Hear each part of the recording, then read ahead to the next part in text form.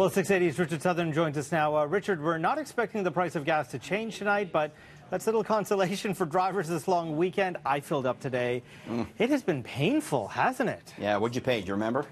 138, I think, and I put mid-range gas in, so it was like almost 150. You might have that. Yeah, wow, that's not cheap. And we're hovering here about $1.39.9 is the average, Francis. As you say, not changing tonight, but the highest we paid in 4 years here at the long weekend.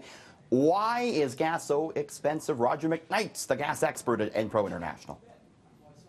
Why are we paying a 4-year high for gas? A lot of it, we've got to blame it on the Americans. The Americans are doing it because gasoline prices in Canada aren't made in Canada. If the wholesale prices go up in Buffalo, then the pump prices go up also in southern Ontario. The reason they're going up south of the border is they have an economy that's going red hot. Are we getting gouged? We are not getting gouged in southern Ontario. Why is it so much more in Canada than it is in the U.S., even when you do all the conversions? If we hop in our car and we both drive to Buffalo and check the tax bill there, a liter of gasoline, when you convert it over, the taxes are 11 cents. In good old Ontario, it's 40.1 cents a liter. So there's your difference.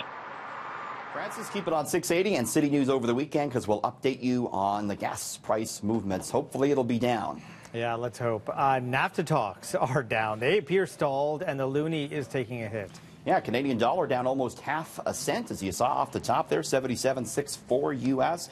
U.S. Trade Representative Robert Lighthizer, who we see there, he said that NAFTA countries are nowhere close to a deal. He says there are, in his words, gaping differences on many issues, though negotiations will continue. Trump, of course, pushing for a renegotiated NAFTA. The Financial Times reports that the Trump administration trying to bully Canada and Mexico into a deal. With elections coming up here in Ontario, of course, as well as in the U.S. and in Mexico, Francis, it looks like there may not be a NAFTA deal until next year. So, yeah, loonie under some pressure today. Well, there's one less place to buy shoes, Richard. Nine West has gone bankrupt, and it's closing all its Canadian stores. Yep, this was the scene at the Eaton Centre today, where Nine West has a location that was busy because they got the liquidation sales out. Added to the pile, Francis, Nine West, just the latest retailer to go under, filing for bankruptcy officially last month, listing liabilities of almost $10 billion. The shoe business in general facing a lot of headwinds from online retailers, from specialty retailers, but also it's the case that we're spending less on shoes than we used to, according to a number of reports. So all the Canadian Nine West stores, including that one in the Eaton Centre, liquidating, getting set to close for good, Francis. Well, there's been a lot of focus on the British royal family, you know, with that little royal wedding and all, just a couple hours away. The Queen is rich, Richard, but not as wealthy as we expect. No, maybe not. So, you know, they peg her net worth, Francis, at a cool £360 million. Oh, is that it? I hope she's okay. Hope she can get by. That's 625 million Canadian. So she has three main sources of income. There's the sovereign grant. That's the lump sum from the taxpayer. That was 42 million pounds last year. There's what's called the Duchy of Lancaster. This is a private estate and agricultural properties that the Queen owns. That brings in revenue. It made almost 20 million pounds last year.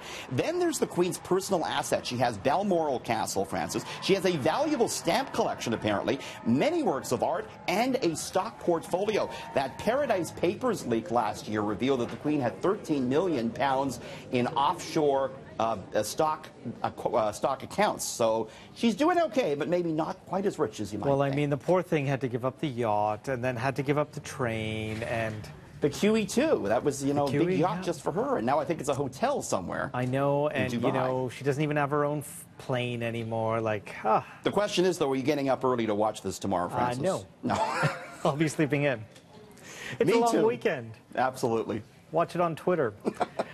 So it is something many of us could make use of this long weekend. Maybe some of us. Scientists are working on a hangover pill. Maybe Richie?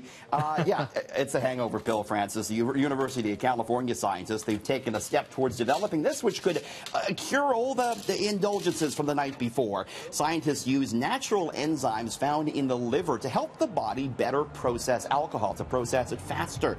They gave this hangover pill to drunk mice. First, they had to get the mice drunk. Then they gave it the hangover pill. And apparently the mice process alcohol 45% faster than the mice that didn't get the hangover pill. They were all happy mice, mind you. They could begin testing on humans in a year's time, although it might be a few years before the hangover pill is officially available on the market. So what do? They bring the mice up to a little bar and pour it some pints? Or? Yeah, they bring it to the Imperial pub, and the mice go drinking with Talbot. Is that what they happens? do. That's how it works. Good to know. All right. Richard, you have a great long weekend. Have a great long weekend, Okay, Francis. you too.